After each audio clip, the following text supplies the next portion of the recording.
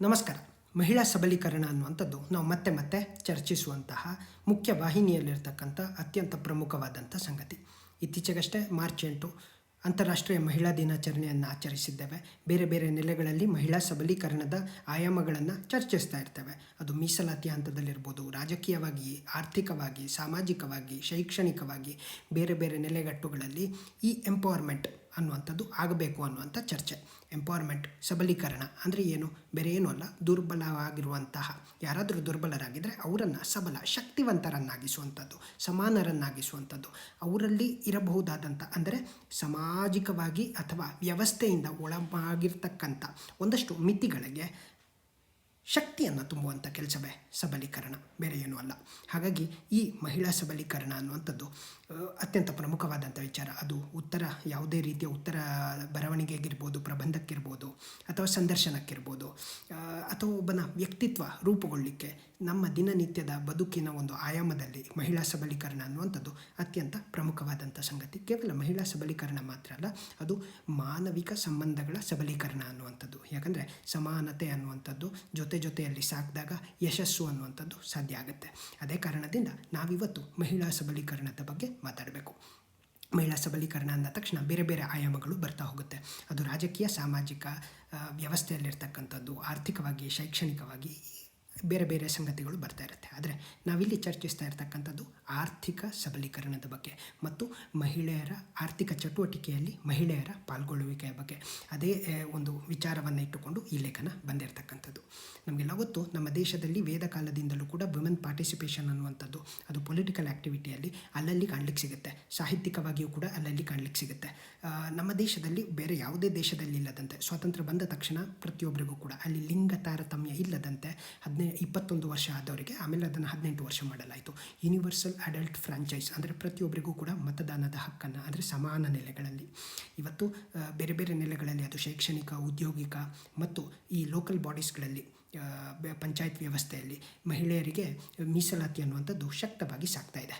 Parliament ಹಂತದಲ್ಲಿ ಆಗಿರ್ಬೋದು ಅಥವಾ ಬೇರೆ ಬೇರೆ ಹಂತದಲ್ಲಿ 50% ಬೇಕು, ಇನ್ನೊಂದು ಮತ್ತೊಂದು, ಈ ರೀತಿಯ ಚರ್ಚೆಗಳು ಸದಾ ಆಗ್ತಾ ಇರುತ್ತೆ.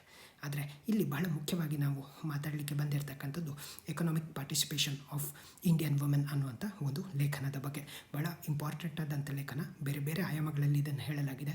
ಯಾಕೆ ನಮ್ಮ ದೇಶದಲ್ಲಿ ಈ ವುಮೆನ್ ಪಾರ್ಟಿಸಿಪೇಷನ್ ಅನ್ನುವಂಥದ್ದು ಎಕನಾಮಿಕ್ ಒಂದು ಫೀಲ್ಡಿನಲ್ಲಿ ಯಾವ ಹಂತದಲ್ಲಿದೆ, ಯಾಕೆ ಕಡಿಮೆ ಇದೆ, ಇದಕ್ಕೆ ತೊಡಕಾಗಿರ್ತಕ್ಕಂಥ ಸಂಗತಿಗಳೇನು, ಕಾರಣಗಳೇನು, ಮತ್ತು ಹೇಗೆ ಇದು ಮುನ್ನೆಲೆಗೆ ಬಂದಾಗ ನಮ್ಮ ಎಕನಾಮಿ ಅನ್ನುವಂಥದ್ದು, ಭಾರತದ ಅಭಿವೃದ್ಧಿ ಅನ್ನುವಂಥದ್ದು ಸಾಧ್ಯ ಆಗುತ್ತೆ, ಮತ್ತು ಭಾರತ ಸರ್ಕಾರ ಯಾವೆಲ್ಲ ಯೋಜನೆಗಳನ್ನು ಈ ಒಂದು ವುಮೆನ್ ಪಾರ್ಟಿಸಿಪೇಷನನ್ನು ಇಂಬ್ಯೂ ಮಾಡಲಿಕ್ಕೆ, ಬೂಸ್ಟ್ ಮಾಡಲಿಕ್ಕೆ ತೆಗೆದುಕೊಂಡಿದೆ ಅನ್ನುವಂಥ ಒಂದು ಆಯಾಮದಲ್ಲಿರ್ತಕ್ಕಂಥ ಲೇಖನ. ಇದಕ್ಕೆ ಒಂದು ಚೂರು ಆಚೆ ಬಂದು ಒಂದು ಸಣ್ಣ ಸಂಗತಿಯನ್ನು ಇಲ್ಲಿ ಹಂಚಿಕೊಳ್ಬೇಕು. ಇತ್ತೀಚೆಗೆ ಈ ತಮಿಳುನಾಡಿನಲ್ಲಿ ಕಮಲ್ ಹಾಸನ್ ಅವರ ಪಕ್ಷ ಘೋಷಣೆ ಮಾಡಿದೆ. ಏನು ಅಂಥೇಳಿ, ನಾವು ಅಧಿಕಾರಕ್ಕೆ ಬಂದರೆ ಡೊಮೆಸ್ಟಿಕ್ ಅಂದರೆ ಮನೆಯಲ್ಲಿ ಕೆಲಸ ಮಾಡುವಂಥ ಮಹಿಳೆಯರಿಗೆ ಸಂಬಳವನ್ನು ಕೊಡುತ್ತೇವೆ ಅಂತ. ಅಫ್ಕೋರ್ಸ್ ಇದೊಂದು ರೀತಿಯ ಸೋಷಿಯಲ್ ಎಕ್ಸ್ಪೆರಿಮೆಂಟ್ ಆಗ್ಬೋದು, ಇದಕ್ಕೆ ಬೇಡಿಕೆಗಳು ಇರ್ಬೋದು. ಆದರೆ ಇನ್ನೊಂದು ನೆಲೆಗಳಲ್ಲಿ ನೋಡಿದಾಗ ಎಲ್ಲೋ ಒಂದು ಕಡೆ ಯಜಮಾನ ಸಂಬಳ ಕೊಡುವನು ಮತ್ತು ಸಂಬಳ ಸ್ವೀಕರಿಸುವವರು, ಅಂದರೆ ಕುಟುಂಬ ಅನ್ನುವಂಥ ಒಂದು ಸಾವಯವ ವ್ಯವಸ್ಥೆ ಅನ್ನುವಂಥದ್ದು ಅದೊಂದು ರೀತಿಯ ಈ ಎಕನಾಮಿಕ್ ಆ್ಯಕ್ಟಿವಿಟಿ, ಅಥವಾ ನಾನು ಸಂಬಳ ಕೊಡ್ತಾ ಇದ್ದೇನೆ ಅದಕ್ಕೆ ನೀನು ಕೆಲಸ ಮಾಡ್ತಾ ಇದೆಯಾ ಅನ್ನುವಂಥ ಆಲೋಚನೆ ಬರ್ಬೋದು. ಗೊತ್ತಿಲ್ಲ ಯಾವೆಲ್ಲ ಅಡ್ಡ ಪರಿಣಾಮ ಆಗ್ಬೋದು ಅಂತ. ಅಟ್ ದ ಸೇಮ್ ಟೈಮ್ ನಮಗೆಲ್ಲ ಗೊತ್ತು, ಅನೇಕ ವರ್ಷಗಳಿಂದ ನಾವು ಚರ್ಚೆ ಮಾಡೋದಿದೆ, GDPಯಲ್ಲಿ ಅಂದರೆ ಗ್ರಾಸ್ ಡೊಮೆಸ್ಟಿಕ್ ಪ್ರಾಡಕ್ಟು, ದೇಶದ ಒಟ್ಟು ಆದಾಯದಲ್ಲಿ, ಆಂತರಿಕ ಉತ್ಪನ್ನದ ಆದಾಯದಲ್ಲಿ ಡೊಮೆಸ್ಟಿಕ್ಕಲ್ಲಿ ಕೆಲಸ ಮಾಡುವಂಥ, ಮನೆಯಲ್ಲಿ ಕೆಲಸ ಮಾಡುವಂಥ ಮಹಿಳೆಯರ ಉತ್ಪಾದನೆಯನ್ನು ಕೂಡ ಕನ್ಸಿಡರ್ ಮಾಡಬೇಕು ಅನ್ನುವಂಥದ್ದು. ಅಫ್ಕೋರ್ಸ್ ಅದು ಡಿಬೇಟ್ ಇರ್ತಕ್ಕಂಥದ್ದು, ಅದನ್ನು ಕನ್ಸಿಡರ್ ಮಾಡೋದಿಲ್ಲ. Again coming back to this economic participation of Indian women. ಯಾವುದೇ ಒಂದು ದೇಶದ ಅಭಿವೃದ್ಧಿಯಲ್ಲಿ, ವಿಶೇಷವಾಗಿ ಮುಂದುವರಿದ ದೇಶಗಳಲ್ಲಿ ವುಮೆನ್ ಪಾರ್ಟಿಸಿಪೇಷನ್ ಅನ್ನುವಂಥದ್ದು ದೊಡ್ಡ ಪ್ರಮಾಣದಲ್ಲಿರುತ್ತೆ, ಹೆಚ್ಚಿನ ಪ್ರಮಾಣದಲ್ಲಿರುತ್ತೆ, ಅಥವಾ ಸಮಾನವಾಗಿರುತ್ತೆ. ಆದರೆ ಭಾರತದಂಥ ಅಭಿವೃದ್ಧಿ ಹೊಂದುತ್ತಿರುವಂಥ ದೇಶದಲ್ಲಿ ವುಮೆನ್ ಪಾರ್ಟಿಸಿಪೇಷನ್ ಅನ್ನುವಂಥದ್ದು ಕಡಿಮೆ ನೆಲೆಯಲ್ಲಿರುತ್ತದೆ ಅನ್ನುವಂಥದ್ದು ಸಾಕಷ್ಟು ವರ್ಷಗಳಿಂದ ಮತ್ತೆ ಚರ್ಚೆಯಲ್ಲಿರ್ತಕ್ಕಂಥ ಸಂಗತಿ. ಅದೇ ಕಾರಣದಿಂದ ಅಭಿವೃದ್ಧಿ ಹೊಂದುತ್ತಿರುವ ದೇಶಗಳಲ್ಲಿ ವುಮೆನ್ ಒಂದು ಎಂಪವರ್ಮೆಂಟ್ ಅನ್ನುವಂಥದ್ದು ಕಡಿಮೆ ನೆಲೆಯಲ್ಲಾಗುತ್ತೆ. ಯಾವಾಗ ಅವರು ಎಕನಾಮಿಕ್ ಆ್ಯಕ್ಟಿವಿಟೀಸಲ್ಲಿ ಹೆಚ್ಚು ಪಾಲ್ಗೊಂಡಾಗ ಅವರ ಎಂಪವರ್ಮೆಂಟು ಕೂಡ ಸಹಜವಾಗಿ ಆಗುತ್ತೆ ಅನ್ನುವಂಥ ಚರ್ಚೆ ಇರ್ತಕ್ಕಂಥದ್ದು. ಇದೇ ಈ ಲೇಖನದ ಉದ್ದೇಶ. ಯಾಕೆ? ನಮಗೆಲ್ಲ ಗೊತ್ತು, ಸಮಕಾಲೀನ ಎಲ್ಲ ಸರ್ಕಾರಗಳು ಮತ್ತು ಮತ್ತೆ ಮತ್ತೆ ಹೇಳುವಂಥ ಒಂದು ಸಂಗತಿ ಏನು ಅಂತ ಹೇಳಿದರೆ, growth story of India is incomplete without improving the economic participation of women ಅಂತ. ಅದೇ ಕಾರಣದಿಂದ ಈ ಆರ್ಥಿಕತೆಯಲ್ಲಿ ಮಹಿಳೆಯರ ಪಾಲ್ಗೊಳ್ಳುವಿಕೆ ಅನ್ನುವಂಥದ್ದು ಯಾವಾಗಲೂ ಕೂಡ ಪ್ರಧಾನವಾಗಿರುತ್ತೆ ಮತ್ತು ಆ ಪಾಲ್ಗೊಳ್ಳುವಿಕೆ ಅನಿವಾರ್ಯವಾಗಿರುತ್ತೆ ದೇಶ ಮುಂದುವರಿಲಿಕ್ಕೆ. ನ್ಯೂ ಇಂಡಿಯಾದಲ್ಲಿ ಬಹುಶಃ ಅಂಥ ಒಂದು ಕಾಯಕಲ್ಪ ಮತ್ತು ಅಂಥ ಒಂದು ಆಲೋಚನೆ ಮುನ್ನೆಲೆಗೆ ಬರಬಹುದು. ಸ್ಟಾರ್ಟಿಂಗ್ ಈ ಲೇಖನ ಭಾಳ ಗಂಭೀರವಾಗಿರ್ತಕ್ಕಂಥದ್ದು, ಬೇರೆ ಬೇರೆ ಕಡೆ ಕೋಟ್ ಮಾಡುವಂಥದ್ದು, ಉತ್ತರ ಬರೀಲಿಕ್ಕೆ, ಪ್ರಬಂಧ ಬರೀಲಿಕ್ಕೆ ಭಾಳ ಸಹಾಯಕವಾಗಿರಲಿದೆ. Yes, it starts with fact. ಏನು ಫ್ಯಾಕ್ಟ್ ಹೇಳ್ತಾ ಇದೆ? ಎಂಪಿರಿಕಲ್ ಡೇಟಾ ಹೇಳ್ತಾ ಇದೆ. ವರ್ಲ್ಡ್ ಬ್ಯಾಂಕಿನ ಎಸ್ಟಿಮೇಷನ್ 2019 ಪ್ರಕಾರ ನಮ್ಮ ದೇಶದಲ್ಲಿ ಒಟ್ಟು 43.83 ಕೋಟಿ ಭಾರತೀಯ ಮಹಿಳೆಯರು ವರ್ಕಿಂಗ್ ಏಜ್ ಗ್ರೂಪ್ನಲ್ಲಿದ್ದಾರೆ. ವರ್ಕಿಂಗ್ ಏಜ್ ಗ್ರೂಪ್ ಅಂದರೆ 15ರಿಂದ 64 ಅಂತ ಕನ್ಸಿಡರ್ ಮಾಡಲಾಗಿದೆ. ಇನ್ ದ ಸೆನ್ಸು ಅವರು ಆಚೆ ಶಿಕ್ಷಣ ಅಂದರೆ ಬಾಲ್ಯವೂ ಅಲ್ಲ, ಆಚೆ ವೃದ್ಧಾಪ್ಯವೂ ಅಲ್ಲ, ಈ ಮಧ್ಯದಲ್ಲಿರ್ತಕ್ಕಂಥವ್ರನ್ನು ನಾವು ವರ್ಕಿಂಗ್ ಏಜ್ ಗ್ರೂಪ್ ಅಂತ ಕನ್ಸಿಡರ್ ಮಾಡ್ತೇವೆ. ಅದೇ ರೀತಿಯಲ್ಲಿ ಆ ಒಂದು ಅಷ್ಟು ಪೊಟೆನ್ಷಿಯಲ್ ಅಂದರೆ 43.83 ಕೋಟಿ ಇದ್ದರೂ ಕೂಡ ILO ಎಸ್ಟಿಮೇಷನ್, ಯಾವುದು ನಮ್ಮ ಇಂಟರ್ನ್ಯಾಷನಲ್ ಲೇಬರ್ ಆರ್ಗನೈಸೇಷನ್ನ ಪ್ರಕಾರ ಹೇಳುವಂಥದ್ದು ಏನು ಅಂತ ಹೇಳಿದ್ರೆ, ವುಮನ್ ಲೇಬರ್ ಫೋರ್ಸಿನ ಪಾರ್ಟಿಸಿಪೇಷನ್ ರೇಟ್ ಅನ್ನುವಂಥದ್ದು FLPR 2020ರಲ್ಲಿ ಓನ್ಲಿ 9.6 ಕ್ರೋರ್ ಆಫ್ ವುಮೆನ್, ಅಂದರೆ 43.83 ಕೋಟಿ ಇದ್ದರೂ ಕೂಡ ಇರ್ತಕ್ಕಂಥದ್ದು ಕೇವಲ ಎಕನಾಮಿಕ್ ಆ್ಯಕ್ಟಿವಿಟಿಯಲ್ಲಿ 9.6 ಕೋಟಿ ಅಂತ ಹೇಳ್ತಾ ಇದ್ದಾರೆ. ಆದರೆ ಇಲ್ಲಿ ಗಮನಿಸಬೇಕು, ಈ ಒಂದು ಲೆಕ್ಕಾಚಾರದ ಅಡಿಯಲ್ಲಿ ಅಲ್ಲೋಲ ಕಲ್ಲೋಲ ಆಗುವಂಥದ್ದು ಏನಿಲ್ಲ. ಇಲ್ಲಿ ಫಾರ್ಮಲ್ ಸೆಕ್ಟರ್ ಮತ್ತು ಇನ್ಫಾರ್ಮಲ್ ಸೆಕ್ಟರ್ ಅಂತ ಇರುತ್ತೆ. ಇವರು ಕನ್ಸಿಡರ್ ಮಾಡುವಂಥದ್ದು ಯಾವಾಗಲೂ ಕೂಡ ಫಾರ್ಮಲ್ ಸೆಕ್ಟರ್. ಇನ್ಫಾರ್ಮಲ್ ಸೆಕ್ಟರ್ನಲ್ಲಿ ಇರ್ತಕ್ಕಂಥದ್ದು, ಗೀಗ್ ಎಕಾನಮಿಯಲ್ಲಿ ಇರ್ತಕ್ಕಂಥ ಸಂಖ್ಯೆಗಳು ಆಚೆ ಬರಲ್ಲ. ಆ್ಯಂಡ್ ಡೊಮೆಸ್ಟಿಕ್ ಹಂತದಲ್ಲಿ ಮಾಡುವಂಥ ಸಣ್ಣ ಪುಟ್ಟ ಕೆಲಸಗಳು ಕೂಡ ಕನ್ಸಿಡರ್ ಆಗೋದಿಲ್ಲ. ನರೇಗಾದಂಥ ಯೋಜನೆಗಳಲ್ಲಿ ಕೆಲಸ ಮಾಡೋದು ಕೂಡ ಇವರು ಅದನ್ನು ಪರಿಗಣನೆಗೆ ತಗೊಳ್ಳೋದಿಲ್ಲ. ಎಸ್, ಹಾಗಾಗಿ ಭಾರತ ನಾವು G20 ದೇಶಗಳು ಅಂತ ನೋಡಿದ್ರೆ, ಅಭಿವೃದ್ಧಿ ಹೊಂದುತ್ತಿರುವ 20 ದೇಶಗಳು ಅಥವಾ G20 ಒಂದು ಒಕ್ಕೂಟ ಅಂತ ನೋಡಿದ್ರೆ, ಅದರಲ್ಲಿ ಭಾರತವೇ ಜೆಂಡರ್ ಗ್ಯಾಪ್ನಲ್ಲಿ ಅತ್ಯಂತ ಕಳಪೆ ಗುಣಮಟ್ಟದಲ್ಲಿದೆ ಅಂತ. ಆದರೂ ಕೂಡ ಇತ್ತೀಚಿನ ವರ್ಷಗಳಲ್ಲಿ ನಾವು ಬೇಟಿ ಪಡಾವೋ ಬಚಾವೋ ಆಗಿರ್ಬೋದು, ಅಥವಾ ಈ ಬೇರೆ ಬೇರೆ ರೀತಿಯಾದಂಥ ಯೋಜನೆಗಳು ಮತ್ತು ಕಾಯಕಲ್ಪಗಳು, ಅದು ರಾಜ್ಯ ಸರ್ಕಾರಗಳು, ಕೇಂದ್ರ ಇರ್ಬೋದು, ಇಲ್ಲಿ ಒಂದು ಜೆಂಡರ್ ಗ್ಯಾಪನ್ನು, ಅಡಲ್ಟ್ ಸೆಕ್ಸ್ ರೇಷೋ ಅಂತ ನಾವೇನು ಕರಿತೇವೆ, ಅದನ್ನು ಇಂಪ್ರೂವ್ ಮಾಡುವಂಥದ್ದು. ಅಟ್ ದ ಸೇಮ್ ಟೈಮ್ ಇಲ್ಲಿರ್ತಕ್ಕಂಥ ಈ ಗ್ಯಾಪ್ ಏನಿದೆ, ಎಲ್ಲ ವಲಯಗಳಲ್ಲಿ ಈಕ್ವಲ್ ಫೂಟಿಂಗಲ್ಲಿ ಇರಬೇಕು ಮಹಿಳೆಯರು ಕೂಡ ಅನ್ನೋದು, ಅದು ಕೂಡ ಕಡಿಮೆ ಆಗಲಿಕ್ಕೆ ನಾವು ಪ್ರಯತ್ನ ಪಡ್ತಾ ಇದ್ದೇವೆ. ವೇಗ ಅಂದರೆ ಸಾಕಾಗುವುದಿಲ್ಲ. ಅಂದರೆ ಸ್ಯಾಟಿಸ್ಫೈಡ್ ಅಂತ ಕೇಳಿದರೆ not satisfied, but fact of the matter ಪ್ರಯತ್ನ ಅನ್ನುವಂಥದ್ದು ನಿರಂತರವಾಗಿದೆ. ಅದು ಇನ್ನೂ ಹೆಚ್ಚಾಗಿ ಆ್ಯಕ್ಟಿವ್ ಆಗಿ ಇನ್ನೂ ಸ್ಪೀಡಾಗಿ ಆಗಬೇಕು ಅನ್ನುವಂಥದ್ದು. ಎಸ್, ಯಾಕೆ ಹಾಗಾದರೆ ಈ ರೀತಿಯ ಒಂದು ಗ್ಯಾಪು ಭಾರತದ ಸಂದರ್ಭದಲ್ಲಿದೆ ಅಂತ ನೋಡಿದ್ರೆ, ದಟ್ ಬೇರೆ ಬೇರೆ ರೀತಿಯಾದಂಥದ್ದು ಫ್ಯಾಕ್ಟರ್, ಸೈಕಾಲಜಿಕಲ್ ಇರ್ಬೋದು, ಸೋಷಿಯಲ್ ಇರ್ಬೋದು, ಎಕನಾಮಿಕ್ ಇರ್ಬೋದು, ಫ್ಯಾಮಿಲಿಯರ್ ಇರ್ಬೋದು, ಅಥವಾ ತಮ್ಮದೇ ಆದಂಥ ಬೇರೆ ಬೇರೆ ರೀತಿಯಾದಂಥ ಕನ್ಸ್ಟ್ರೆಂಟ್ಸ್ ಇರ್ಬೋದು. ಸೊ ಇಲ್ಲಿ ಒಂದು ಉದಾಹರಣೆಯನ್ನು ಏನು ಕೊಡೋದು ಅಂತ ಹೇಳಿದರೆ, ಮಹಿಳೆಯರು women participation in agriculture sector. ಇಲ್ಲಿ ನೋಡಿ, ಯು ಶೇಪ್ಡ್ ರಿಲೇಷನ್ಶಿಪ್ ಬಗ್ಗೆ ನಾವು ಮಾತಾಡ್ತಾ ಇದ್ದೇವೆ. ಏನು ಹೇಳ್ತಾ ಇದ್ದಾರೆ ಇಲ್ಲಿ, ಒಂದು ಸ್ಟಡಿಯ ಪ್ರಕಾರ ಹೇಳುತ್ತೆ, ಯಾವಾಗ ಆರ್ಥಿಕ ಗುಣಮಟ್ಟ ಅಥವಾ ಫ್ಯಾಮಿಲಿ ಇನ್ಕಮ್ ಅನ್ನುವಂಥದ್ದು ಲೋ ಇರುತ್ತೆ, ಆವಾಗ ಮಹಿಳೆಯರು ಕೃಷಿ ಚಟುವಟಿಕೆಗಳಲ್ಲಿ ಅಥವಾ ಕೃಷಿಗೆ ಕೇಂದ್ರಿತವಾದಂಥ ಎಕನಾಮಿಕ್ ಆ್ಯಕ್ಟಿವಿಟಿಯಲ್ಲಿ ತೊಡಗಿಸಿಕೊಳ್ಳೋದು ಜಾಸ್ತಿ ಆಗುತ್ತೆ. ಯಾವಾಗ ದುಡ್ಡು ಅನ್ನುವಂಥದ್ದು ಮನೆಯಲ್ಲಿ ಬರುತ್ತೆ ಅಥವಾ ಶ್ರೀಮಂತರಾಗ್ತಾರೆ ಅಥವಾ ಆದಾಯ ಗುಣಮಟ್ಟ ಹೆಚ್ಚುತ್ತೆ ಅಂದಾಗ ಅವರ ಪಾರ್ಟಿಸಿಪೇಷನ್ ಕಡಿಮೆ ಆಗುತ್ತೆ. ಅದನ್ನೇ ಯು ಶೇಪ್ಡ್ ಅಂತ ತೋರಿಸ್ತಾ ಇರ್ತಕ್ಕಂಥದ್ದು. ಈ ಯು ಶೇಪ್ಡ್ನ ಸ್ಟಡಿಯನ್ನು ನೀವಿಲ್ಲಿ ನೋಡ್ಬೋದು. ಆ್ಯಂಡ್ ವೈಸ್ ವರ್ಷ ಆಗುತ್ತೆ, ಸೇಮ್. ಯಾವಾಗ ಆದಾಯ ಬೀಳುತ್ತೆ ಹೆಚ್ಚು ಕೆಲಸ, ಯಾವಾಗ ಆದಾಯ ಹೆಚ್ಚಾಗುತ್ತೆ ಕೆಲಸ ಕಡಿಮೆ ಆಗುತ್ತೆ ಅಂಥೇಳಿ. ಆ್ಯಂಡ್ ದೆನ್ ಸೊ ಇದರಿಂದ ಏನಾಗುತ್ತೆ, ವುಮೆನ್ಸ್ ಲೇಬರ್ ಫೋರ್ಸ್ ಪಾರ್ಟಿಸಿಪೇಷನ್ ಅನ್ನುವಂಥದ್ದು ಕೆಳಗಡೆ ಬೀಳುತ್ತೆ. ಆದರೆ ಅಗೇನ್ ಇದರಲ್ಲಿ ಜೆಂಡರ್ ಗ್ಯಾಪ್ ಅನ್ನುವಂಥದ್ದು ಇನ್ಕ್ರೀಸ್ ಆಗ್ತಾ ಇರುತ್ತೆ.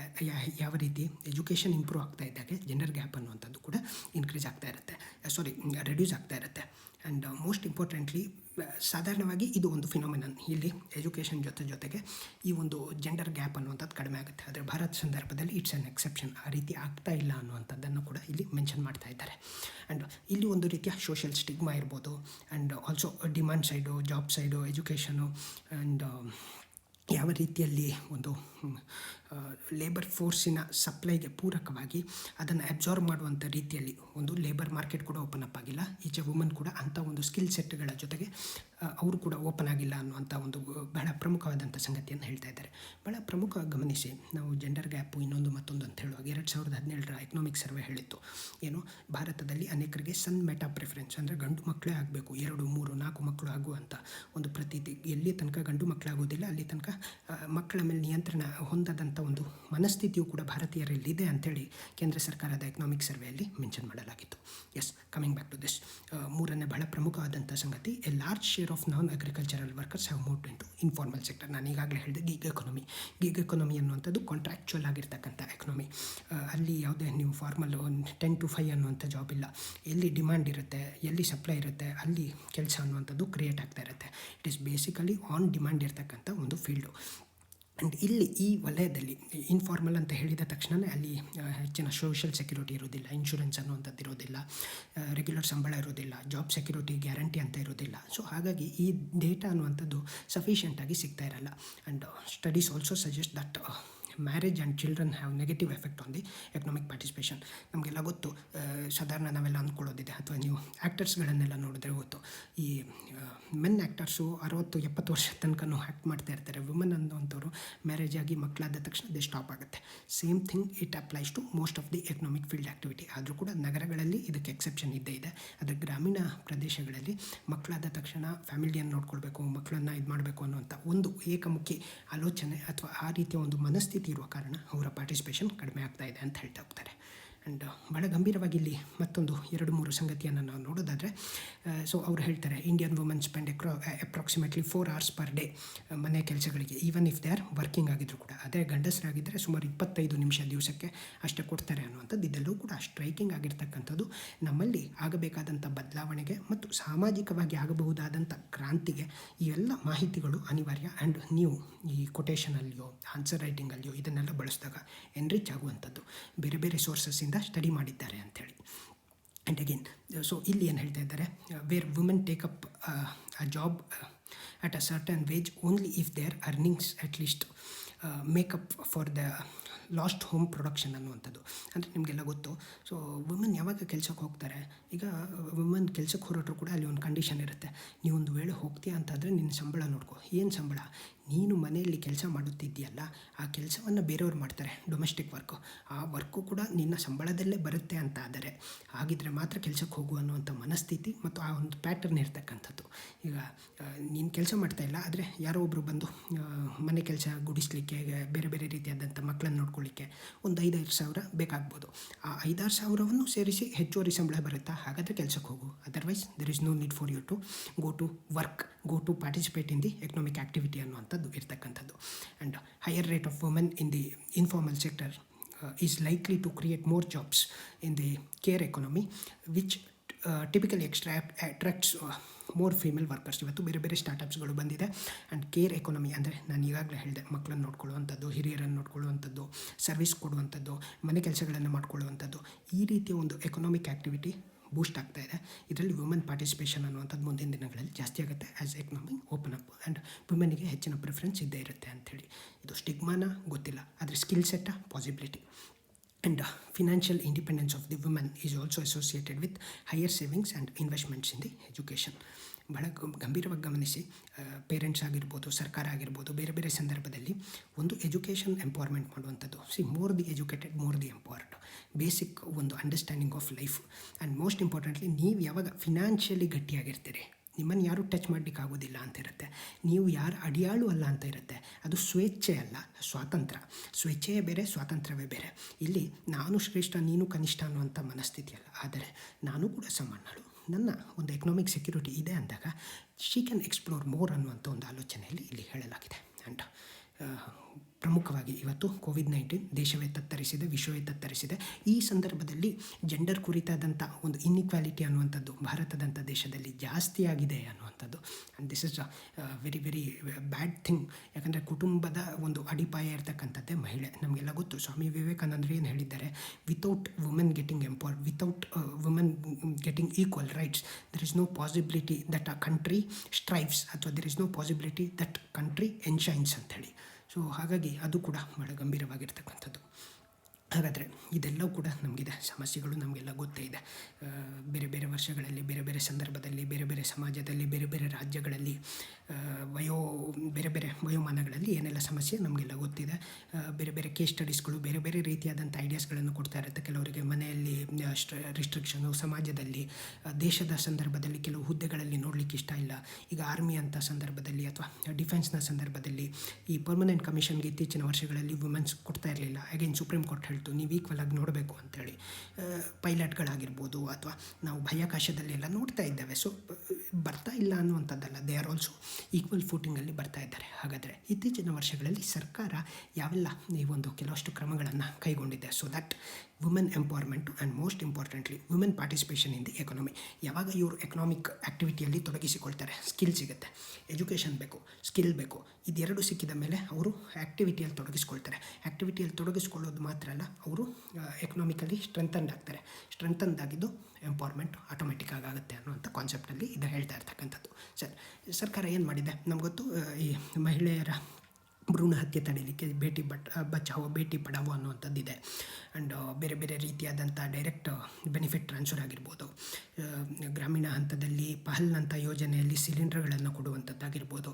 ಸೊ ನಮ್ಗೆ ಗೊತ್ತು ಹಲವು ಯೋಜನೆಗಳು, ಸೆಲ್ಫ್ ಹೆಲ್ಪ್ ಗ್ರೂಪ್ ಎಂಪವರ್ಮೆಂಟ್ ಆಗಿರ್ಬೋದು, ಸ್ಟ್ಯಾಂಡಪ್ ಇಂಡಿಯಾದ ಮೂಲಕ ಲೋನ್ಸ್ ಕೊಡುವಂಥದ್ದು, ಅಥವಾ ಈ ಬೇರೆ ರೀತಿಯಾದಂಥ ಯಾವುದಾದ್ರೂ ಸ್ಟಾರ್ಟಪ್ ಮಾಡ್ತಾರೆ, ಇಂಡಸ್ಟ್ರೀಸ್, ಮೈಕ್ರೋ ಸ್ಮಾಲ್ ಇಂಡಸ್ಟ್ರೀಸನ್ನು ಮಾಡ್ತಾರೆ, ವುಮನ್ನಿಗೆ ಕ್ಯಾಟರ್ಡ್ ಆದಂಥ ಲೆಸ್ ಪರ್ಸೆಂಟೇಜಿಗೆ ಲೋನನ್ನು ಒದಗಿಸಿಕೊಡುವಂಥ ವ್ಯವಸ್ಥೆಯು ಕೂಡ ಇದೆ. ಕಮಿಂಗ್ ಬ್ಯಾಕ್ ಟು ದಿಸ್, ಒಂದಷ್ಟು 7, 10, 9 ಬಹಳ ಪ್ರಮುಖವಾದಂಥ ಕೆಲವು ಪಾಲಿಸೀಸ್ಗಳನ್ನು ಗೌರ್ಮೆಂಟ್ ಇದು ಹೇಳ್ತಾ ಹೋಗ್ತಾರೆ, ನೋಡ್ತಾ ಹೋಗೋಣ. So governments preemptive actions and policy measures soon after the lockdown ಆದ ತಕ್ಷಣ ಮಹಿಳೆಯರಿಗೆ ಏನೆಲ್ಲ ಕೊಡ್ತು ಅಂಥೇಳಿ, ಬೇರೆ ಎಲ್ಲ ಸೆಕ್ಟರ್ಸ್ಗೂ ಕೊಟ್ಟಿರೋ ರೀತಿಯಲ್ಲಿ, ಆತ್ಮನಿರ್ಭರ ಪ್ಯಾಕೇಜ್ನ ರೀತಿಯಲ್ಲಿ ಇವರಿಗೂ ಕೂಡ ಏನು ಮಾಡಿದೆ, ಡೈರೆಕ್ಟ್ ಬೆನಿಫಿಟ್ ಟ್ರಾನ್ಸ್ಫರ್ ಮಾಡಿತ್ತು ಮಹಿಳೆಯರಿಗೆ 500 ರೂಪಾಯಿ ತಿಂಗಳಿಗೆ ಅಂಥೇಳಿ. ಆ್ಯಂಡ್ ಜನ್ಧನ್ ಅಕೌಂಟ್ಸನ್ನು ಬಳಸಿಕೊಳ್ಳಿಕ್ಕೆ ಸಾಧ್ಯ ಆಯಿತು. ಜನ್ಧನ್ ಅನ್ನುವಂಥದ್ದು ನಮಗೆಲ್ಲ ಗೊತ್ತಿದೆ, ಈ ಫಿನಾನ್ಷಿಯಲ್ ಇನ್ಕ್ಲೂಷನ್ಗೆ, ಈ ವಿತ್ತೀಯ ಒಳಗೊಳ್ಳುವಿಕೆಗೆ ಜನರು ಬ್ಯಾಂಕಿಂಗ್ ವ್ಯವಸ್ಥೆ ಅಡಿಯಲ್ಲಿ ಬರಬೇಕು ಅನ್ನುವಂಥದ್ದು. ದೆನ್ ಮೂರನೇ ಬಹಳ ಪ್ರಮುಖವಾದಂಥ ಸಂಗತಿ, ಒಂದು ಕಡೆ ಆಹಾರ ಧಾನ್ಯಗಳನ್ನು ಕೊಡುವಂಥದ್ದು ಆಯಿತು, ಆ್ಯಂಡ್ ಎರಡನೇದು ಡೈರೆಕ್ಟ್ ಕ್ಯಾಶ್ ಟ್ರಾನ್ಸ್ಫರ್ ಆಯಿತು, ಆ್ಯಂಡ್ ಮೂರನೇದು ಬಹಳ ಪ್ರಮುಖವಾಗಿ NREGA, MGNREGA, Mahatma Gandhi national rural employment guarantee act ಅನ್ನುವಂಥದ್ದು 2014ರಲ್ಲಿ ಏನು ಬಂದಿತ್ತು, ಅದು ಒಂದು ರೀತಿಯ ಟ್ರಾನ್ಸ್ಫಾರ್ಮೇಟಿವ್ ಆಗಿ ಗ್ರಾಮೀಣ ಹಂತದಲ್ಲಿ ಒಂದು ಕುಷನನ್ನು, ಆರ್ಥಿಕ ಜರ್ಜರಿತೆ, ಅನ್ಎಂಪ್ಲಾಯ್ಮೆಂಟು ಅಥವಾ ಮೈಗ್ರೇಷನನ್ನು ತಡೆಯುವಂಥ ನಿಟ್ಟಿನಲ್ಲಿ, ಅಲ್ಲಿ ಒಂದು ಅಸೆಟ್ ಕ್ರಿಯೇಷನ್ನ ನಿಟ್ಟಿನಲ್ಲಿ ವಂಡರ್ಫುಲ್ ಆದಂಥ ಒಂದು ಪಾಲಿಸಿ, ಕೋರ್ ಪಾಲಿಸಿ ಅಂತ ಕನ್ಸಿಡರ್ ಮಾಡಲಾಗುತ್ತದೆ. ಅಂಥ ಒಂದು ಪಾಲಿಸಿಯ ನರೇಗಾದಲ್ಲಿ ಒಟ್ಟು 182 ರೂಪಾಯಿ ದಿವಸಕ್ಕಿದ್ದು ಅದನ್ನು 202 ರೂಪಾಯಿಗೆ ವೇಜನ್ನು, ಮಿನಿಮಮ್ ವೇಜ್ ದಿವಸಕ್ಕೆ ಅನ್ನುವಂಥದ್ದು ಇನ್ಕ್ರೀಸ್ ಮಾಡಲಾಯಿತು. ಆ್ಯಂಡ್ ಮೋಸ್ಟ್ ಇಂಪಾರ್ಟೆಂಟ್ಲಿ ಅದರಲ್ಲಿ ವುಮೆನ್ ಪಾರ್ಟಿಸಿಪೇಷನ್ ಅನ್ನುವಂಥದ್ದು ಲಾಕ್ಡೌನ್ ನಂತರದಲ್ಲಿ ರೈಸ್ ಆಯಿತು. ಆ್ಯಂಡ್ ಬಿಕಾಸ್ ಎಕನಾಮಿಕ್ ಆ್ಯಕ್ಟಿವಿಟಿ ಅಥವಾ ಆರ್ಥಿಕತೆ, ಅವರ ಒಂದು ಆದಾಯ ಕಡಿಮೆ ಆದಾಗ ಅವರ ಪಾರ್ಟಿಸಿಪೇಷನ್ ಬರ್ತಾರೆ, ಆರ್ಥಿಕತೆ ಗಟ್ಟಿಯಾದಾಗ ಮನೇಲಿ ಹೇಳ್ತಾರೆ ನೀವು ಕೆಲಸಕ್ಕೆ ಹೋಗಬೇಡಿ ಅನ್ನುವಂಥ ರೀತಿಯಲ್ಲಿ ಇರ್ತಕ್ಕಂಥ ಒಂದು ಆಲೋಚನೆಯನ್ನು ನೋಡ್ಬೋದು. ದೆನ್ 4ನೇದು ಏನು ಮಾಡ್ತು, ಮಹಿಳೆಯರಿಗೆ ಅಂತ ವಿಶೇಷವಾಗಿ free supplies of wheat, rice and pulses, ಧಾನ್ಯಗಳನ್ನು, ಅಕ್ಕಿಯನ್ನು ಮತ್ತು ಗೋಧಿಯನ್ನು ಕೊಡುವಂಥ ವ್ಯವಸ್ಥೆ ಮಾಡ್ತು. ಆ್ಯಂಡ್ 5ನೇದು ಬಹಳ ಪ್ರಮುಖವಾಗಿ ಆಶಾ ಮತ್ತು ಅಂಗನವಾಡಿ ಕಾರ್ಯಕರ್ತರು, ನಮಗೆಲ್ಲ ಗೊತ್ತು, ಮನೆಗೆ ತೆರಳಿ ಅವರು ಟೆಸ್ಟಿಂಗ್ ಮಾಡುವಂಥ ಸಂದರ್ಭ, ಕೋವಿಡ್ ಬಂದಂಥ ಸಂದರ್ಭದಲ್ಲಿ ಅವರು ಪ್ಲೇ ಮಾಡಿದಂಥ ರೋಲ್ ಇದೆಯಲ್ಲ, ಫ್ರಂಟ್ ಲೈನ್ ವರ್ಕರ್ಸ್ ಆಗಿ, that is phenomenal and they have played a wonderful role among all other COVID warriors, women COVID warriors. ಅವರು ಕೂಡ ಸ್ಪೆಷಲ್ ಒಂದು ಸ್ಥಾನವನ್ನು ಪಡೆದುಕೊಳ್ಳುತ್ತಾರೆ. ಅವರೆಲ್ಲರಿಗೂ ಕೂಡ ನಾವು ಇಲ್ಲಿಂದಲೇ ಸಲ್ಯೂಟ್ ಹೊಡಿಬೇಕಾಗಿರ್ತಕ್ಕಂಥದ್ದು ನಮ್ಮ ಒಂದು ಕರ್ತವ್ಯ ಮತ್ತು ನಾವೊಂದು ಥ್ಯಾಂಕ್ಫುಲ್ನೆಸ್ಸನ್ನು ಒದಗಿಸಿಕೊಡುವಂಥದ್ದು. ಅವರ ರೋಲಿಗೆ ಇದು ಮಾಡಿ ಮೊದಲ ಬಾರಿಗೆ ಅವರಿಗೆ ಇನ್ಶೂರೆನ್ಸ್ ಕವರನ್ನು ಏನು ಮಾಡ್ತಾ ಇದ್ದಾರೆ, ಅವರಿಗೊಂದು ಇನ್ಶೂರೆನ್ಸು ಕವರನ್ನು ಕೊಡ್ತಾ ಇದ್ದಾರೆ. ಸೊ ದ್ಯಾಟ್ ವಿಮೆಯನ್ನು ಒದಗಿಸಿಕೊಡುವ ಮೂಲಕ ಅವರ ಭದ್ರತೆ, ಆಹಾರ ಲೈಫಿಗಾಗಿರ್ಬೋದು ಅಥವಾ ಆಕ್ಸಿಡೆಂಟಲ್ ಕವರೇಜ್ ಆದಾಗ ಬೇರೆ ಬೇರೆ ಸಂದರ್ಭದಲ್ಲಿ ಆರೋಗ್ಯಕ್ಕೆ ಒಂದು ಇನ್ಶೂರೆನ್ಸ್ ಕವರನ್ನು ಒದಗಿಸಿಕೊಡ್ತಾ ಇದ್ದಾರೆ. ಆ್ಯಂಡ್ ಅಫ್ಕೋರ್ಸ್ ಅವರ ಒಟ್ಟು ರೋಲಿಗೆ ಗೌರವಿಸಿ ಅವರನ್ನು ಮೊದಲ ಬಾರಿಗೆ ಪ್ರಧಾನಮಂತ್ರಿ ಜೀವನ್ ಜ್ಯೋತಿ ಬಿಮಾ ಯೋಜನೆ ಹಾಗೂ ಪ್ರಧಾನಮಂತ್ರಿ ಸುರಕ್ಷಾ ಬಿಮಾ ಯೋಜನೆ, ಒಂದು ಜೀವನ್ ಜ್ಯೋತಿ ಅನ್ನುವಂಥದ್ದು ಆರೋಗ್ಯಕ್ಕೆ ಸಂಬಂಧಪಟ್ಟಿದ್ದು, ಸುರಕ್ಷಾ ಬಿಮಾ ಅನ್ನುವಂಥದ್ದು ಸುರಕ್ಷೆ ಬಂದ ತಕ್ಷಣ ಇಟ್ಸ್ ಆಕ್ಸಿಡೆಂಟಲ್ ಕವರೇಜು. ನಮಗೆಲ್ಲ ಗೊತ್ತಿದೆ, ನಾವು ಕೂಡ ಅದನ್ನು ಆ್ಯಕ್ಸೆಸ್ ಮಾಡ್ಕೊಳ್ಬೋದು. ಆ್ಯಂಡ್ 6ನೇದು ಬಹಳ ಮುಖ್ಯವಾಗಿ an impetus of digital financial transaction through ₹1500 crore dedicated. ಈ ವರ್ಷದ ಬಜೆಟ್ನಲ್ಲಿ ಬಹಳ ವಿಶೇಷವಾಗಿ ಅದನ್ನು ಕೊಡಲಾಗಿದೆ. ಯಾಕೆ, ಡಿಜಿಟಲ್ ಕನೆಕ್ಟಿವಿಟಿ ಅನ್ನುವಂಥದ್ದು, ಡಿಜಿಟೈಸೇಷನ್, ನಮಗೆಲ್ಲ ಗೊತ್ತಿವತ್ತು ಡಿಜಿಟೈಸೇಷನ್ಗೆ ಹೆಚ್ಚು ಮಹತ್ವ. ಯಾಕೆ, ನೀವು ಲಾಕ್ಡೌನ್ ಆಗಿದ್ರೂ ಕೂಡ ಕೂತಿನಿಂದಲೇ ಡಿಜಿಟಲ್ ವ್ಯವಹಾರಗಳ ಮೂಲಕ ಕನೆಕ್ಟ್ ಆಗಲಿಕ್ಕೆ ಸಾಧ್ಯ ಇದೆ, ವಿಶ್ವಗಳನ್ನು ಬೆಳೆಸಲಿಕ್ಕೆ ಸಾಧ್ಯ ಇದೆ. ಬೆಸ್ಟ್ ಎಕ್ಸಾಂಪಲ್ ಒಂದು ಹೆಲ್ತ್ ಕೇರ್, ಫಿನಾನ್ಷಿಯಲು, ಅಗ್ರಿಕಲ್ಚರ್ ಸೆಕ್ಟರ್, ಇವುಗಳನ್ನು ಡಿಜಿಟಲಿ ಕನೆಕ್ಟ್ ಮಾಡೋ ಮೂಲಕ ಏನು ಮಾಡ್ಬೋದು, ಟ್ರಾವೆಲ್ ಟೈಮನ್ನು ರಿಡ್ಯೂಸ್ ಮಾಡ್ಬೋದು. ಸೆವರಲ್ ಹ್ಯಾಸಲ್ಸು, ಮಹಿಳೆಯರಿಗೆ ಆಚೆ ಹೋಗಬೇಕು, ಈಚೆ ಬರಬೇಕು ಅಥವಾ ಮನೆಯಿಂದ ಆಚೆ ಹೋಗೋದು ಎಷ್ಟು ಕಷ್ಟ ಅನ್ನುವಂಥ ಸಂದರ್ಭದಲ್ಲಿ ಇಂಥ ಒಂದು ಹರ್ಡಲ್ಸು ಕಡಿಮೆ ಆಗ್ತಾ ಹೋಗುತ್ತೆ. ದೆನ್ ಫಿಮೇಲ್ ಎಂಟ್ರಪ್ರನರ್ಸ್ ಅನ್ನುವಂಥದ್ದಕ್ಕೆ ಅವರಿಗೂ ಕೂಡ ಆ್ಯಕ್ಟಿವ್ ಆಗಿ ರೋಲ್ ಪ್ಲೇ ಮಾಡಲಿಕ್ಕೆ ಮನೆಯಲ್ಲೇ ಕೂತ್ಕೊಂಡು ಕೆಲಸ ಮಾಡ್ಬೋದು, ವರ್ಕ್ ಫ್ರಮ್ ಹೋಮ್ ಅನ್ನುವಂಥದ್ದು. Because women is considered multi tasking ಇರ್ತಕ್ಕಂಥ ಕೆಪಬಿಲಿಟೀಸ್ ಇರ್ತಕ್ಕಂಥ ಒಂದೊಂದು ಹ್ಯೂಮನ್ ಪ್ರೊಡಕ್ಟಿವಿಟಿ ಅಥವಾ ಏನು ಹೇಳ್ತಾರೆ ಹ್ಯೂಮನ್ ರಿಸೋರ್ಸ್ ಅಂತ ಕನ್ಸಿಡರ್ ಮಾಡಲಾಗುತ್ತದೆ. ಹಾಗಾಗಿ ಅವರಿಗೆ ಈ ರೀತಿಯ ಡಿಜಿಟಲ್ ಕನೆಕ್ಟಿವಿಟಿಯ ಮೂಲಕ you can achieve from where you are ಅನ್ನೋವಂಥದ್ದು. ಫಿಸಿಕಲಾಗಿ ಹೋಗದೇ ಇದ್ದರೂ ಕೂಡ ಫ್ಲೆಕ್ಸಿಬಿಲಿಟಿ ಇಟ್ಕೊಂಡು ಯು ಕ್ಯಾನ್ ಅಚೀವ್ ಲಾಟ್ ಅನ್ನುವಂಥ ದೃಷ್ಟಿಯಲ್ಲಿ ಅದಕ್ಕೋಸ್ಕರ ಅದನ್ನು ಇಂಪ್ರೂವ್ ಮಾಡಲಿಕ್ಕೋಸ್ಕರ ಮತ್ತು ಅವರಿಗೆ ಅಂಥ ಫೆಸಿಲಿಟಿಯನ್ನು ಒದಗಿಸಿಕೊಡ್ಲಿಕ್ಕೋಸ್ಕರ 1500 ಕೋಟಿಯನ್ನು ಈ ಬಾರಿಯ ಬಜೆಟ್ನಲ್ಲಿ ಕೊಡಲಾಗಿದೆ. ಆ್ಯಂಡ್ ಈ ಒಂದು ಡಿಜಿಟಲ್ ಆಕ್ಸೆಸ್ಸು, ಫಿನಾನ್ಷಿಯಲ್ ಆಕ್ಸೆಸ್ ಸಿಗೋದ್ರಿಂದ ಕ್ರೆಡಿಟು, ಸಾಲ ಸಿಗೋದು ಸುಲಭ ಆಗುತ್ತೆ. ಸಾಲ ಸಿಕ್ಕಿದ್ರೆ ನೀವೇ ಬಿಸ್ನೆಸ್ಸನ್ನು ಶುರು ಮಾಡ್ಬೋದು. ಸಾಲ ಸಿಕ್ಕಿದ್ರೆ ನಿಮ್ಮ ಆ್ಯಕ್ಟಿವಿಟೀಸ್ಗಳನ್ನು ಇಂಪ್ರೂವ್ ಮಾಡ್ಬೋದು, ಎಕನಾಮಿಕ್ ಪಾರ್ಟಿಸಿಪೇಷನ್ ರೈಸ್ ಮಾಡ್ಬೋದು. ನೀವು ಸಬಲರಾಗಲಿಕ್ಕೆ, ಸ್ವತಂತ್ರರಾಗಲಿಕ್ಕೆ, ಇಂಡಿಪೆಂಡೆಂಟಾಗಿ ನಿಲ್ಲಲಿಕ್ಕೆ ಸಾಧ್ಯ ಆಗುತ್ತೆ. And then digital access also means better market access and reduction in the information asymmetry. ಒಬ್ಬರ ಕೈಯಲ್ಲಿ ಮಾತ್ರ ಇನ್ಫಾರ್ಮೇಷನ್ ಇದೆ, ನಮಗೆ ಇನ್ಫಾರ್ಮೇಷನ್ ಇಲ್ಲ, ನಮ್ಮ ಹತ್ರ ಮೊಬೈಲ್ ಇಲ್ಲ, ನಮಗೆ ಇಂಟರ್ನೆಟ್ ಸಿಗ್ತಾ ಇಲ್ಲ. ಈ ಎಸಿಮೆಟ್ರಿಗಳನ್ನು ಕಡಿಮೆ ಮಾಡುವಂಥ ಒಂದು ಆಲೋಚನೆ. And of course social protection for gig workers ಭಾಳ ಪ್ರಮುಖ. ನಾನು ಈಗಾಗಲೇ ಹೇಳಿದೆ, ಈ ಗಿಗ್ ವರ್ಕರ್ಸಲ್ಲಿ ನಿಮ್ಗೆ ಗ್ಯಾರಂಟಿ ಇಲ್ಲ, ಕಾಂಟ್ರಾಕ್ಟು ಯಾವತ್ತೂ ಮುಗಿದ್ರು ನನ್ನ ಹತ್ರ PF ಇಲ್ಲ, ಅಥವಾ ಎಂಪ್ಲಾಯ್ಮೆಂಟ್ ಪ್ರಾವಿಡೆಂಟ್ ಫಂಡ್ ಅದೇ PF ಅನ್ನುವಂಥದ್ದು, ಅಥವಾ ಇನ್ಶೂರೆನ್ಸ್ಗಳಿರೋದಿಲ್ಲ, ಏನೋ ಆಕ್ಸಿಡೆಂಟ್ ಆಯಿತು, ಏನೋ ಒಂದು ಸಮಸ್ಯೆ ಆಯಿತು, ದುಡ್ಡಿಲ್ಲ. ಆದರೆ ಇಲ್ಲಿ ಒಂದು ಸೋಷಿಯಲ್ ನೆಟ್ವರ್ಕಲ್ಲಿ ಬರಬೇಕು, ಸೋಷಿಯಲ್ ಪ್ರೊಟೆಕ್ಷನನ್ನು ಅಡಿಯಲ್ಲಿ ತರುವಂಥ ಒಂದು ಪ್ರಯತ್ನವನ್ನು ಕೂಡ ಮಾಡಲಾಗಿದೆ. ಎಲ್ಲ ಸಂಗತಿಗಳನ್ನು ನೀವು ನೆನಪಲ್ಲಿ ಇಟ್ಕೊಳ್ಬೇಕು. ಯಾಕಂದರೆ these are the aspects which directly and indirectly empowers woman in economic aspects. ಎಕನಾಮಿಕ್ಕಿಗೆ ಒಂದು ಎಕನಾಮಿಕ್ ಪ್ರೊಡಕ್ಟಿವಿಟಿ ಅಥವಾ ಈ ಆರ್ಥಿಕ ವಲಯದಲ್ಲಿ ಅವರನ್ನು ತೊಡಗಿಸಿಕೊಳ್ಳಿಕ್ಕೆ ಪುಷ್ ಕೊಡುವಂಥದ್ದು, ಕುಷನನ್ನು ಒದಗಿಸಿಕೊಡುವಂಥದ್ದು, ಇಂಪೆಟಸನ್ನು ಒದಗಿಸಿಕೊಡುವಂಥದ್ದು. ಯಾವಾಗ ಈ ಪ್ರಕ್ರಿಯೆಗಳು ಫೆಸಿಲಿಟೀಸ್ಗಳನ್ನು ಕೊಟ್ಟಾಗ, ಅವರು ತೊಡಗಿಸಿಕೊಂಡಾಗ ವುಮೆನ್ ಎಂಪವರ್ಮೆಂಟ್ ಅನ್ನುವಂಥದ್ದು ಈಸಿಲಿ ಅಚೀವೇಬಲ್ ಆಗುತ್ತೆ. ದೆನ್ ಸ್ಟ್ಯಾಂಡಪ್ ಇಂಡಿಯಾ ಸ್ಕೀಮ್ ಅನ್ನುವಂಥದ್ದು ನಾನು ಈಗಾಗಲೇ ಹೇಳಿದೆ, most important scheme. And of course ಅದರಲ್ಲಿ ಮಾರ್ಜಿನ್ ಆಫ್ ದಿ ಮನಿ, ಹೆಚ್ಚಿನ ಮನಿ ಮಹಿಳೆಯರೇ ಹೋಗುವಂಥದ್ದು. ಯಾಕಂದರೆ ಅಲ್ಲಿ ಒಂದು ಮಹಿಳೆಯರು ಮತ್ತು SHGಗೆ ಲೋನ್ ಕೊಡುವಂಥ ವ್ಯವಸ್ಥೆ, ಅದು ಪ್ರಿಯಾರಿಟಿ ಸೆಕ್ಟರ್ ಲೆಂಡಿಂಗ್ನಲ್ಲೂ ಕೂಡ ಮೊದಲ ಫೋಕಸ್ ಯಾಕಿರುತ್ತೆ ಅಂದರೆ SHGಗಳು ಮತ್ತು ಮಹಿಳೆಯರು ಯಾವಾಗಲೂ ಹೇಳುವಂಥದ್ದಿದೆ ಈ ನಾಯಕರೆಲ್ಲ, ನೀವು ನಿಮ್ಮ ದುಡ್ಡನ್ನು ಹೋಗಿ ನಿಮ್ಮ ಹೆಂಡತಿಯ ಕೈಯಲ್ಲಿ ಕೊಡಿ. ಯಾಕಂದರೆ they know how to manage the finance ಅಥವಾ budget of your home. At the same time they are more responsible, so that ಅವರು ಲೋನನ್ನು ರೀಪೇ ಮಾಡುವಂಥದ್ದು ಕೂಡ ಪಾಸಿಬಿಲಿಟೀಸ್ ಜಾಸ್ತಿ ಇರುತ್ತೆ. ಅದಕ್ಕೆ ವುಮೆನ್ಗೆ ಅಂತ ತಕ್ಷಣ 2 ನೆಲೆಗಳು, ಒಂದು ಸಬಲೀಕರಣ, ಇನ್ನೊಂದು ಟ್ರಸ್ಟ್ ವರ್ತಿನೆಸ್ಸು. ಈ ಕಾರಣದಿಂದ ಲೋನ್ನ ಪ್ರಮಾಣ ಅಥವಾ ಇಂಟ್ರೆಸ್ಟ್ ಅನ್ನುವಂಥದ್ದು ಯಾವಾಗಲೂ ಕಡಿಮೆ ಇರುತ್ತೆ. ಸೊ ಸ್ಟ್ಯಾಂಡಪ್ ಇಂಡಿಯಾ ಸ್ಕೀಮ್ನಲ್ಲಿ ಅಗೇನ್ ರೆಡ್ಯೂಸ್ಡ್ 25% 15% ಅನ್ನುವಂಥದ್ದು. ಸೊ ಮನಿ ಅವೈಲಿಂಗ್ ಬೇರೆ ಬೇರೆ ರೀತಿಯಾದಂಥ ಮಾರ್ಜಿನ್ಸ್ ಏನಿತ್ತು 25%ಇಂದ 15%ಗೆ ಇಳಿಸಲಾಗಿದೆ ಸ್ಟ್ಯಾಂಡಪ್ ಇಂಡಿಯಾದಲ್ಲಿ. ಆ್ಯಂಡ್ ಅಫ್ಕೋರ್ಸ್ ಯಾಕೆ ಇದು ಕ್ಯಾಪಿಟಲನ್ನು ಅಂದರೆ ಬಂಡವಾಳವನ್ನು ಹೂಡಿಕೊಟ್ಟು ಬಿಸ್ನೆಸ್ಸನ್ನು ಮಾಡಲಿ. ಇದು ಎಲ್ಲ ಸೆಕ್ಟರ್ಗೂ ಕೂಡ ಅನ್ವಯ ಆಗುತ್ತೆ. ಆ್ಯಂಡ್ ಬಹಳ ಪ್ರಮುಖವಾಗಿ 2020ರಲ್ಲಿ ಒಂದು ಬಹಳ ಪ್ರಮುಖವಾದಂಥ ಚೇಂಜಸನ್ನು ಮಾಡಲಾಯಿತು. ಅದೇನು ಅಂತ ಹೇಳಿದ್ರೆ occupational safety, health and working conditions code central rules 2020. ಇದರ ಪ್ರಕಾರ ಮಹಿಳೆಯರು ರಾತ್ರಿ ಹೊತ್ತಿನಲ್ಲೂ ಕೆಲಸ ಮಾಡ್ಬೋದು. There is no stopping. ಮಹಿಳೆ ಅನ್ನೋ ಕಾರಣಕ್ಕೆ ನೀವು ಇಂಥ ಟೆಕ್ಸ್ಟೈಲಲ್ಲಿ ಕೆಲಸ ಮಾಡಬಾರ್ದು ಅಥವಾ ಬೇರೆ ಕಡೆ ರಾತ್ರಿ ಕೆಲಸವನ್ನು ಶಿ ಕ್ಯಾನ್ ಆಲ್ಸೋ ವರ್ಕ್. ಇದಕ್ಕೆ ಬೇಸಿಕ್ಲಿ ಅಡೋಕ್ವೇಟ್ ಆದಂಥ ಟ್ರಾನ್ಸ್ಪೋರ್ಟನ್ನು ಒದಗಿಸಿಕೊಡಬೇಕಾದಂಥ ಅನಿವಾರ್ಯತೆ ಇದೆ ಇನ್ನೂ ಎಫೆಕ್ಟಿವ್ ಆಗಿ. ಆ್ಯಂಡ್ ಬೇರೆ ಬೇರೆ ರೀತಿಯಾದಂಥ ಸೇಫ್ಟಿ ಫೆಸಿಲಿಟಿ, ಅದು ಕಂಪನಿ ಹಂತದಲ್ಲಿರ್ಬೋದು, ಅದು ವಾಶ್ರೂಮ್ ಇರ್ಬೋದು, ಅಥವಾ ಈ ಬೇರೆ ಏನಂತ ಹೇಳ್ಬೋದು ಅಂದರೆ maternity benefit. Okay, so basically ಈ ರೂಲ್ ಏನು ಮಾಡ್ತಾ ಇದೆ ಅಂತ ಹೇಳಿದರೆ ಮ್ಯಾಟರ್ನಿಟಿ ಬೆನಿಫಿಟ್ಸು ಅದನ್ನ ಒದಗಿಸಿಕೊಡ್ತಾ ಇದೆ. ಆ್ಯಂಡ್ ಟ್ರಾನ್ಸ್ಪೋರ್ಟನ್ನು ಒದಗಿಸಿಕೊಡ್ತಾ ಇದೆ. ವಾಶ್ರೂಮ್ ಆನ್ ವರ್ಕ್ ಪ್ರಿಮೈಸಸ್ ಇದೆಲ್ಲ ಇರಬೇಕು, ಸೇಫ್ಟಿ ಇರಬೇಕು, ಸೆಕ್ಯೂರಿಟಿ ಇರಬೇಕು ಅಂತ ಹೇಳ್ತಾ ಇದೆ. ಆದರೆ ಇದು ಇನ್ನಷ್ಟು ಎಫೆಕ್ಟಿವ್ ಆಗಬೇಕಾಗಿದೆ. ಕೆಲಸ ಮಾಡುವಂಥ ಹಂತದಲ್ಲಿ ಕೊಡ್ತಾ ಇದ್ದಾರೋ ಇಲ್ವೋ ಅನ್ನುವಂಥದ್ದು ರೆಗ್ಯುಲೇಟ್ ಮಾಡಬೇಕಾಗಿದೆ, ಸರ್ಕಾರ ನೋಡಬೇಕಾಗಿದೆ. ಯಾಕಂದರೆ ಇದು ರೂಲ್ಸ್ನಲ್ಲಿ ಬಂದಿದೆ, ಕಾರ್ಯಗತ ಆಗಬೇಕಾಗಿರ್ತಕ್ಕಂಥ ಅನಿವಾರ್ಯತೆ ಇದೆ. Only then she can feel safe, she can be safe and she can work productively on the flexible basis. And ಮನೆಯಲ್ಲೂ ಟೈಮ್ ಕೊಟ್ಟು ಆಚೆಯೂ ಕೂಡ she can achieve just as like ಅಥವಾ on equal footing with the men. ಪುರುಷರ ಜೊತೆಗೆ ಸಮಾನವಾಗಿ she can achieve ಅಂತ. And then ಈ ರೀತಿಯ ಎಲ್ಲ ಆಲೋಚನೆಗಳು, ಈ ರೀತಿಯ ಎಲ್ಲ ಉಪಕ್ರಮಗಳು, ಯೋಜನೆಗಳು it is going to have an positive externalities, ಅಂದರೆ ಪಾಸಿಟಿವ್ ಇಂಪ್ಯಾಕ್ಟು, ಸಕಾರಾತ್ಮಕವಾದಂಥ ಪರಿಣಾಮವನ್ನು ಬೀಳುತ್ತೆ. ಯಾವ ರೀತಿಯಲ್ಲಿ ಜೆಂಡರ್ ಇನ್ಇಕ್ವಾಲಿಟಿ ಅನ್ನೋದು ಕಡಿಮೆ ಆಗುತ್ತೆ, ಮಲ್ಟಿ ಟಾಸ್ಕಿಂಗ್ ಎಬಿಲಿಟಿಯನ್ನು ನಾವು ಎನ್ರಿಚ್ ಮಾಡಿದಾಗುತ್ತೆ, ಎನ್ಶ್ರೈನ್ ಮಾಡಿದಾಗುತ್ತೆ, ಅದನ್ನು ರೆಕಗ್ನೈಸ್ ಮಾಡಿದಾಗುತ್ತೆ. ಸೊ ದಟ್ ಫ್ಯಾಮಿಲಿ ಅನ್ನುವಂಥ ಬಾಂಡೇಜು, ಫ್ಯಾಮಿಲಿ ಅನ್ನುವಂಥ ವ್ಯಾಲ್ಯೂ ಸಿಸ್ಟಮ್ ಇದ್ದುಕೊಂಡೆ she can be more economically independent, more productive as well as women participation ಅನ್ನುವಂಥದ್ದು ಮ್ಯಾಕ್ಸಿಮಮ್ ಆದಾಗ, ನಾನು ಈಗಾಗಲೇ ಹೇಳಿದೆ, ಮುಂದುವರಿದ ದೇಶಗಳಲ್ಲಿ ವುಮೆನ್ ಪಾರ್ಟಿಸಿಪೇಷನ್ ಜಾಸ್ತಿ, ಅದೇ ಕಾರಣದಿಂದ ಅವರ ಡೆವಲಪ್ಮೆಂಟ್ ಸ್ಟೋರಿಯು ಕೂಡ ಜಾಸ್ತಿ ಇರುತ್ತೆ. More and more women participation will lead to more and more success story, development, overall growth of GDP ಆಗಿರ್ಬೋದು, countries economic prosperity. So coming back to this question, so ಇದೇನು ಹೇಳ್ತಾ ಇದೆ, flexibility in time and location of work positively etcetera.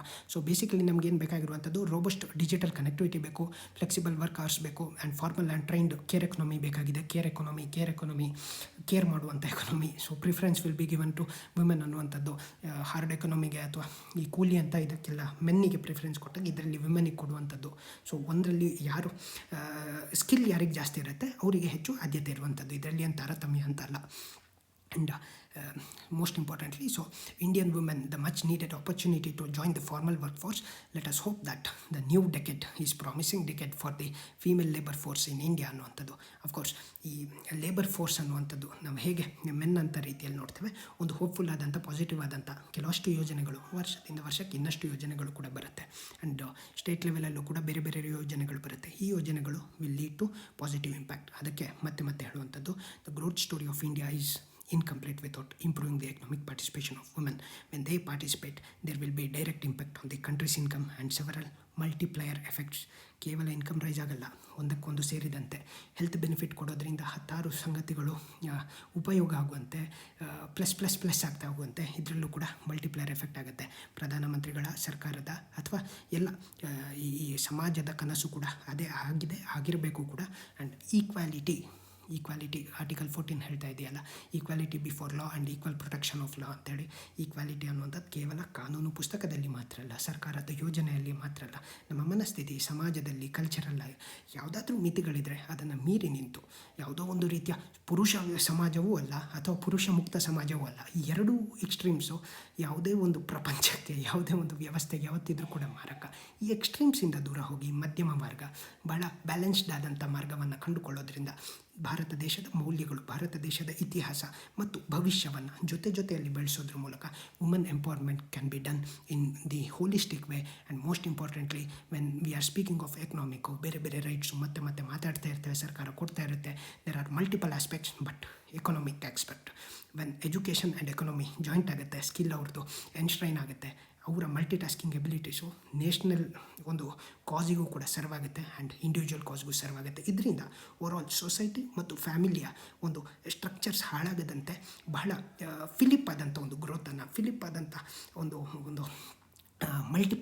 Multiplier effect, positive ಎಕ್ಸ್ಟರ್ನಾಲಿಟೀಸನ್ನು ಪಡೆದುಕೊಳ್ಳಿಕ್ಕೆ ಸಾಧ್ಯ ಆಗುತ್ತೆ. And of course ಈ ಎಲ್ಲ ಸಂಗತಿಗಳು ಸಾಧ್ಯ ಆದರೆ it is always a win situation for any country, for any society, for any family. ಹಾಗಾಗಿ ಇವುಗಳನ್ನು ತಡೆ ಹಿಡಿಯುವಂಥದ್ದಲ್ಲ, ಇವುಗಳ ಪರಿಧಿಗಳನ್ನು ಮೀರಿ ಬೆಳೆಯುವಂಥ ಆಲೋಚನೆ ಮಾಡೋದ್ರಿಂದ ವಿಮೆನ್ ಎಂಪವರ್ಮೆಂಟ್ ಅನ್ನುವಂಥದ್ದು ಖಂಡಿತ ಸಾಧ್ಯ ಆಗುತ್ತೆ. ಒಂದಷ್ಟು ILO ಕೊಟ್ಟಂಥ ರಿಪೋರ್ಟು, ವರ್ಲ್ಡ್ ಬ್ಯಾಂಕ್ ಕೊಟ್ಟಂಥದ್ದು, ಬೇರೆ ಸಂಗತಿಗಳನ್ನು ನಾವು ನೋಡ್ಕೊಳ್ಳೋದ್ರ ಮೂಲಕ ಭಾರತದ ನಾಯಕರ, ಸರ್ಕಾರದ ಮತ್ತು ಸಮಾಜದ ಆಶಯಗಳನ್ನು ಎತ್ತಿ ಹಿಡಿಯುವಂಥ ಪ್ರಯತ್ನವನ್ನು ಮಾಡಬೇಕು.